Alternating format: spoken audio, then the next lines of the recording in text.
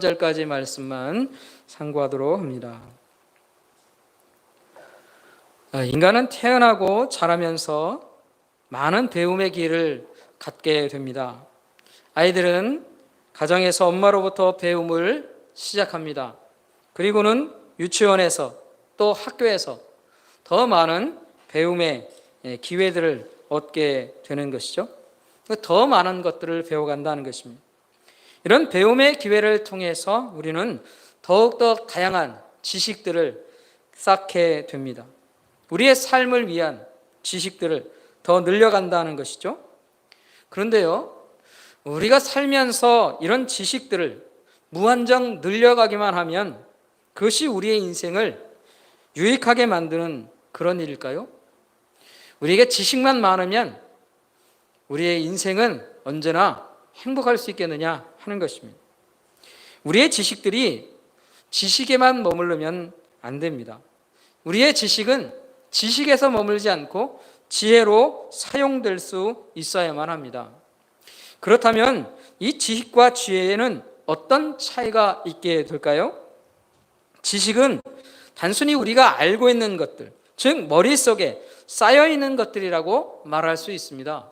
그런데 이 지혜라고 하는 것은 이런 지식들을 삶에 유익하도록 적용할 수 있는 그런 능력이라고 말할 수 있습니다. 그러니까 지혜라고 하는 것은 이 지식을 통해 더 유익한 삶을 만들어가는 그런 능력인 것입니다. 그렇다면 우리가 어떻게 해야 이런 지식을 지혜로 만들어가는 사람들이 될 수 있을까요? 그 두 가지를 한번 생각해 보려고 합니다. 먼저는 대안을 찾는 사람이 되어야 합니다. 때로 사람들은 자신이 많은 지식을 가진 것을 가지고 이 지식으로 인하여서 비판하는 일에 사용할 때가 많습니다. 많은 것을 알면 더 많은 것을 비판할 수 있어요. 비판할 수 있는 능력이 많아지는 것이죠. 그런데요, 우리의 지식을 비판하는 것에만 사용한다면 그는 지혜로운 사람이라고 말할 수가 없습니다. 이 지혜를 가진 사람은 자신의 지식을 통해서 비판한 것만 아니라 대안을 찾으려고 하는 사람이 되어야 합니다. 대안을 제시하지 못하고 비판만 하는 것, 그것은 지혜로운 사람이 아닌 것이죠. 교회 안에서도 마찬가지입니다. 교회 안에서 지혜를 가진 사람은요, 대안을 찾으려고 하는 사람이에요. 교회 안에서도 공동체를 이루기 때문에 많은 문제들과 어려움들에 봉착할 수밖에 없습니다. 그럴 때에 그 문제에 대해서 비판만 하는 것이 아니라 대안을 찾으려고 해야 돼요. 문제를 깨닫고 대안을 찾으려고 하는 사람, 그런 사람이 바로 참된 지혜를 가진 사람이 되는 것입니다. 두 번째는 이 지식을 지혜로 만들어가는 사람은 어떤 사람인가? 바로 실천하는 사람입니다. 여러분, 많은 지식을 가진 사람이 무엇이 옳은지 무엇이 잘못된 것인지 그것을 잘 알 수가 있어요. 내가 가야 하는 참된 길이 어떤 길인지를 지식을 갖지 못한 사람보다 더 잘 알 수 있는 것이죠. 그런데요, 그런 올바른 삶의 방법들을 알면서도 실천하지 않는다면 어떨까요? 배운 것을 실천하지 않는 사람, 그냥 말로만 하고 지식만 가지고 있는 사람, 그런 사람을 우리가 뭐라고 평가할까요? 그런 사람을 우리는 지혜로운 사람이라고 말하지 않습니다. 지혜로운 사람은 참으로 내가 가진 지식을 통해서 내가 그것을 실천하며 사는 삶이 되어야 하는 것이에요. 내가 올바른 길을 압니다. 올바른 삶의 방법을 압니다. 그런데 그것을 안다고 말만 하면서 행하지 않는 사람은 우리는 가식적인 사람이라고 말하는 것이에요. 그러나 그것을 가지고 실천하면서 다른 사람에게 유익을 끼치며 사는 사람, 그런 사람은 지혜로운 사람이라고 우리가 말하게 되는 것이죠. 이런 사람들이 존경을 받고 사는 것입니다. 다른 사람들에게 유익을 주기 위해 내 지식을 지혜로 만들어가 실천하는 사람들, 그런 사람들이 참으로 유익을 주는 사람인, 이런 사람이 참된 인생의 지혜를 가진 사람이라고 우리가 말하는 것이죠. 그래서 이렇게 지식을 가지고 내가 배운 것을 가지고 실천하며 사는 사람, 그런 사람들이 지혜의 사람이 된다 하는 것입니다. 그렇다면 오늘 우리가 이런 지혜를 가지고 실천하며 사는 인생이 되어야 하는데 그것을 누가 그것을 실천하며 살아야 할까요? 바로 저와 여러분이 그런 사람이 되어야 하는 것입니다. 우리가 바로 그런 사람이 되어 이 땅에서 살아야 합니다. 사도 바울이 오늘 본문 말씀 8절 말씀에서 이 빌립보 교회 성도들에게 권면하고 있는 것이 있어요. 모든 사람에게 유익을 줄 수 있는 것들을 생각하고 기억하며 살라 하는 것입니다. 그런데요, 이것을 기억하고 알고만 있으라고 말하는 것이 아닙니다. 기억하고 생각하는 것에서 머물라 하는 것이 아니라 머물지 않고 행동하라 라고 합니다. 행하는 사람이 되라 하는 것입니다. 특별히 하나님 앞에서 어떻게 살아야 하는지 그 삶의 방법을 배웠다면 그것대로 행하라 라고 말하는 것입니다. 우리가 이런 실천하며 사는 삶의 인생, 내가 하나님께 배운 지혜, 지식, 그리고 하나님 앞에서 살아야 할 삶의 방법, 그것을 알았다면 그것을 그대로 실천하며 사는 그런 인생이 되어야 한다는 것이에요. 만약에 우리가 그렇게 실천하며 사는 인생이 될 때 우리에게 어떤 유익이 오게 되는가? 그 9절 말씀에 보면 이렇게 말합니다. 9절 말씀입니다.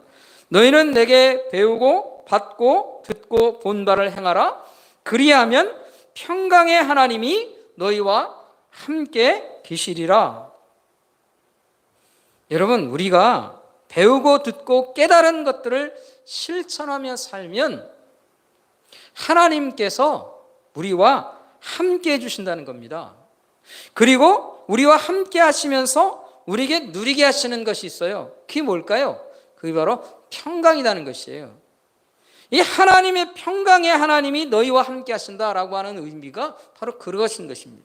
하나님께서 우리와 함께 하시면서 우리에게 평강을 얻게 하신다 하는 것입니다. 여러분, 이 하나님의 평강이 우리가 있게 된다 하는 것인데, 그러면 우리 여러분 생각해 볼 때 이 하나님의 평강, 하늘의 평강이 어떤 때 우리에게 주어지게 됩니까? 문제가 해결될 때 우리에게 평강이 찾아오는 거예요. 그렇죠? 이 하나님의 평강이라고 하는 것은 우리에게 문제가 있을 때 문제가 해결되면 그 안에 평강이 우리에게 찾아오게 되는 것이에요. 여러분, 우리가 때로 인생의 문제를 만날 때가 있어요. 저마다 인생의 문제를 만나지 않는 사람은 없습니다. 우리가 인생의 문제가 분명히 우리에게 있게 돼요. 해결되지 않은 그 문제들 때문에 잠을 이루지 못하고 잠을 설치며 우리가 그렇게 살아갈 수 있어요. 오랫동안 해결되지 않은 문제 때문에 늘 근심하고 걱정하고 그렇게 쌓여서 우리가 늘 살아갈 때가 있다는 것입니다. 그런데 한순간에 하나님께서 이 문제를 해결해 주실 때가 있어요. 그럴 때 우리가 무엇을 얻습니까? 이럴 때 우리가 평강을 얻는 거예요. 하나님의 평안을 우리가 누리게 된다 하는 것이. 여러분, 이런 하나님께서 주시는 평강의 은혜는 우리가 말씀을 알고 있다고 해서 누리는 게 아니라는 것입니다. 내가 하나님의 말씀을 알고 있어, 그래서 누리는 것이 아니에요. 내가 말씀대로 살기 위해 실천할 때 내게 하나님께서 이런 은혜를 입혀주시는 거예요. 내가 하나님의 말씀대로 살기 위해 간절히 기도하고 부르짖을 때 문제를 해결해 주시는 그 하나님을 만나게 되는 거예요.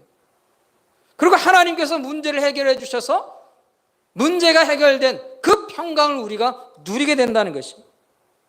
우리가 말씀을 따라 살기 위해서 몸부림치며 살 때, 그럴 때 하나님이 우리에게 평강의 은혜를 입혀 주시는 거예요. 그래서 사도 바울은 성도들에게 권면하는 것입니다. 너희들이 배운 대로 행하며 살라고 그렇게 권면하는 거예요. 여러분, 말씀을 배웠으면 말씀을 따라 내가 살려고 노력해 보십시오. 그 말씀을 따라 살려고 내가 애쓰며 살아보십시오. 그럴 때 하나님이 우리 인생의 문제들을 해결해 가시는 거예요. 그런 하나님을 만난다는 것이죠. 네, 여러분, 이렇게 생각할 수 있어요. 아니, 그것은 이게 말처럼 쉬운 일이 아닙니다. 이 행동하며 실천하며 사는 것이 좋다는 것을 누가 모릅니까? 그러면 이런 권면을 주었던 사도 바울은 정말 그렇게 산 사람입니까? 우리는 그렇게 반문할 수도 있을 거예요. 네, 여러분, 오늘 본문을 살펴보면 이 사도 바울의 권면이 무슨 말인지를 압니다. 그런 단순히 이것을 말로만 하는 수준에 머물러 있는 사람이 아니에요. 사도 바울은요, 직접 삶 속에서 실천하며 권면하는 사람이라는 것이에요. 여러분, 우리가 사도 바울의 가르침을 참 귀하게 여깁니다. 왜 그렇습니까? 그는요, 말로 하는 사람이 아니었어요. 자신의 삶을 통해서 실천하면서 내가 이렇게 살아왔다, 이렇게 살았을 때 이런 일들이 있었다, 그것을 자기가 삶을 통해 증거하며 살았던 사람이에요. 그래서 그의 가르침이 가치 있는 가르침인 것이죠. 오늘 본문에서도 보면 말씀을 따라 실천하며 살 때에 그가 직접 평강을 얻게 됐고 평강의 하나님의 은혜를 입게 된 것을 실제적으로 말하는 것이에요. 그게 바로 11절부터 13절의 말씀입니다. 여러분, 11절부터 13절의 말씀 제가 한번 읽어보겠습니다.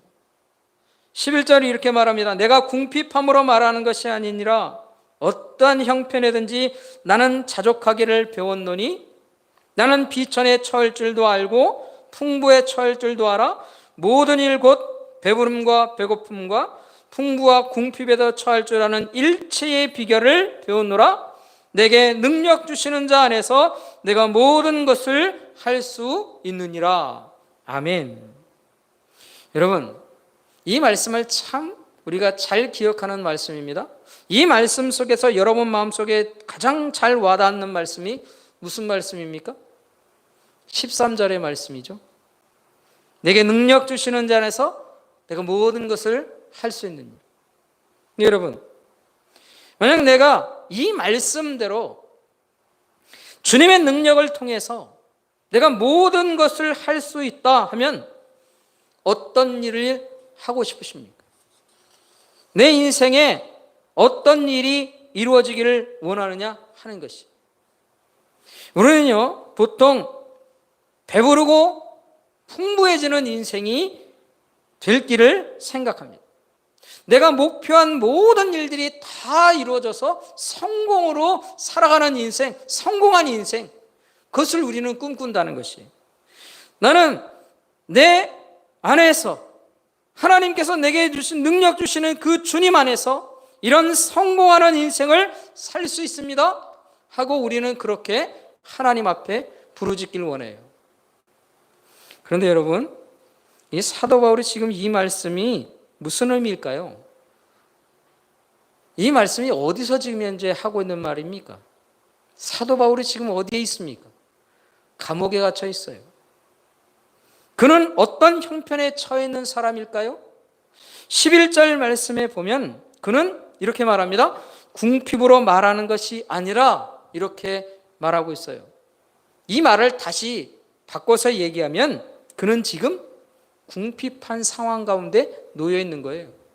감옥 속에서 궁핍한 상황 처해서 살고 있다는 것이에요.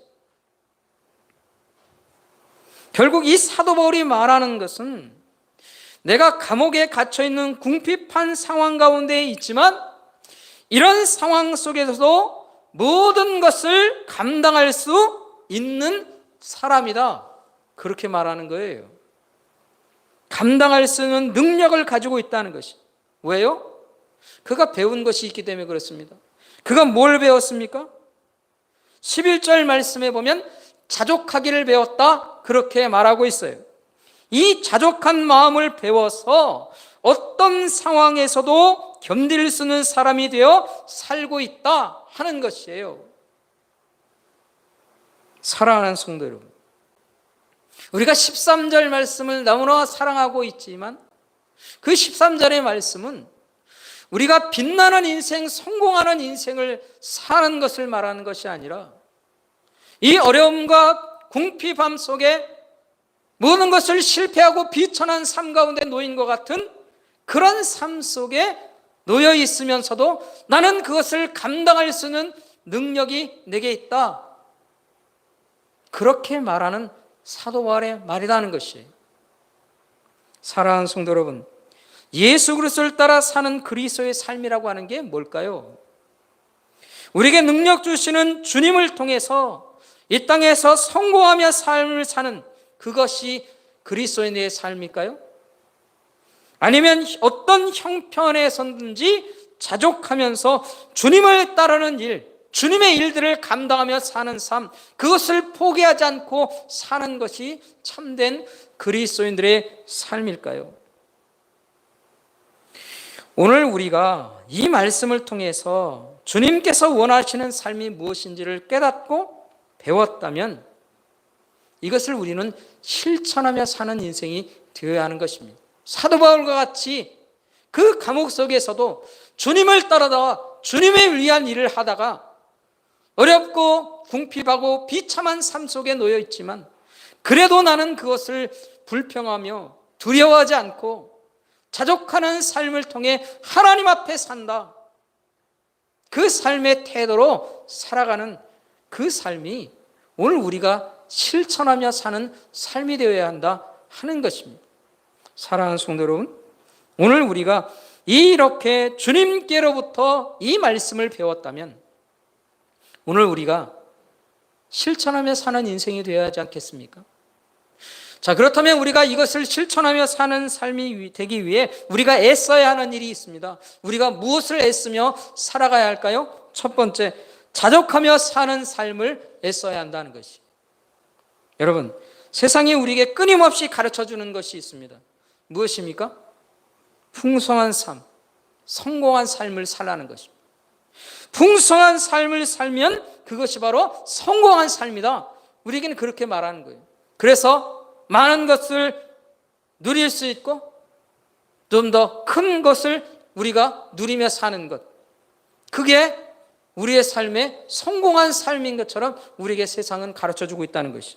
여러분, 정말로 많이 갖고 많이 누리고 큰 것을 누리면 그게 성공한 인생일까요? 그게 성공한 삶이냐? 풍부한 삶이 우리에게 성공의 삶을 가져다 주는 것이냐 하는 것이. 우리는 한번 깊이 생각해 봐야 합니다. 여러분, 우리 인간은요, 지금까지 풍성하게, 풍부하게 누리며 살기 위해 이 자연을 개척해 왔어요. 온 자연을 이용하고 심지어 자연을 파괴하면서까지 인간이 더 많은 것을 누리며 살기 위해 애써왔다 하는 것이에요. 근데 여러분, 그렇게 달려온 삶의 결과가 뭐예요? 그렇게 달려온 삶의 결과가 뭐냐 하는 것입니다. 여러분, 그게 바로 코로나19예요. 여러분, 코로나19의 이 바이러스의 역습이 왜 생겼을까요? 이화여대 석좌 교수인 최재천 교수가 이렇게 말하고 있습니다.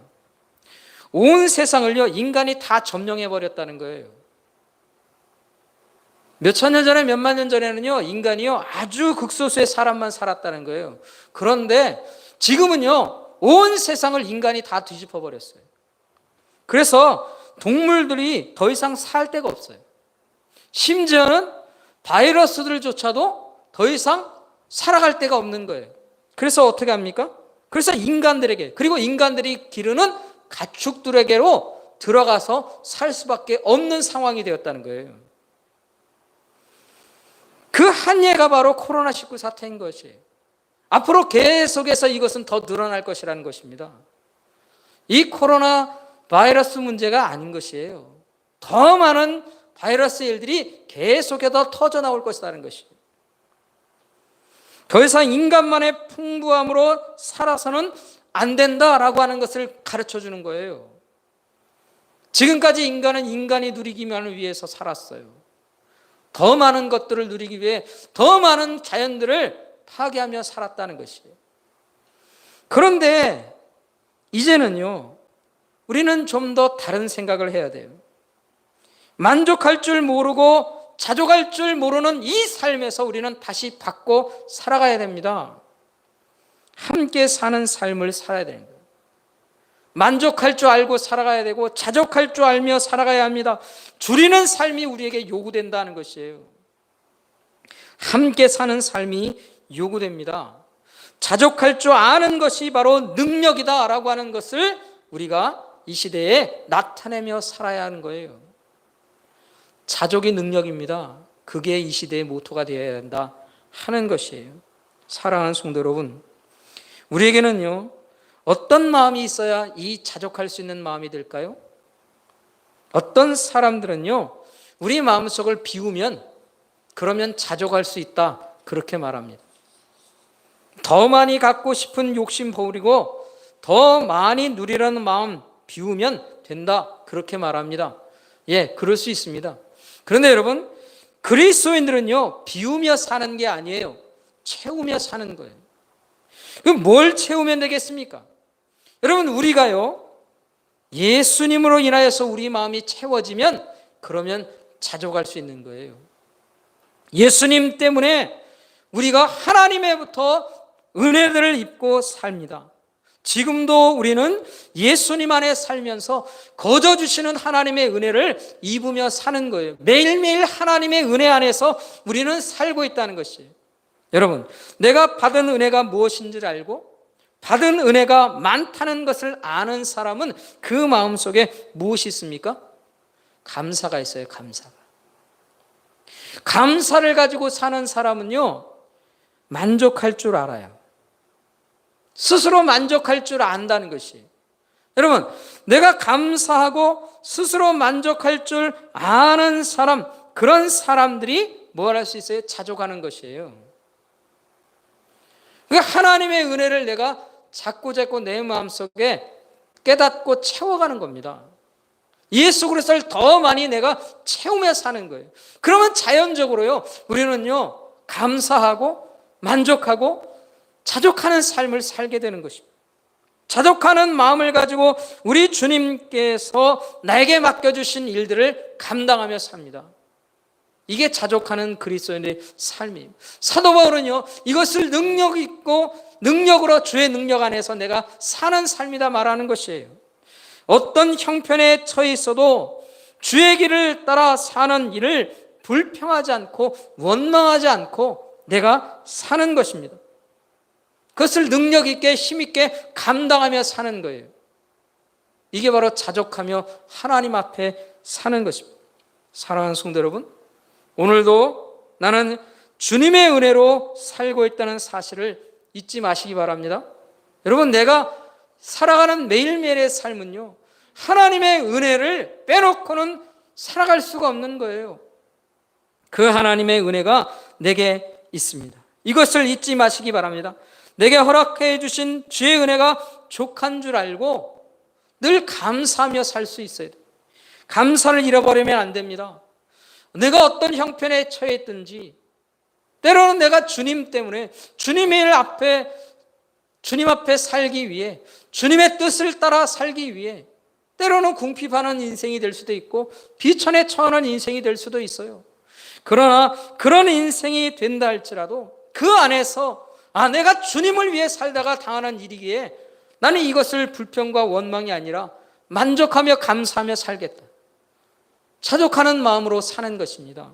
이렇게 주님 앞에서 사는 일을 포기하지 않고 주님께서 맡겨주신 일을 묵묵히 행하며 살아가는 것, 이게 바로 능력 있는 삶인 거예요.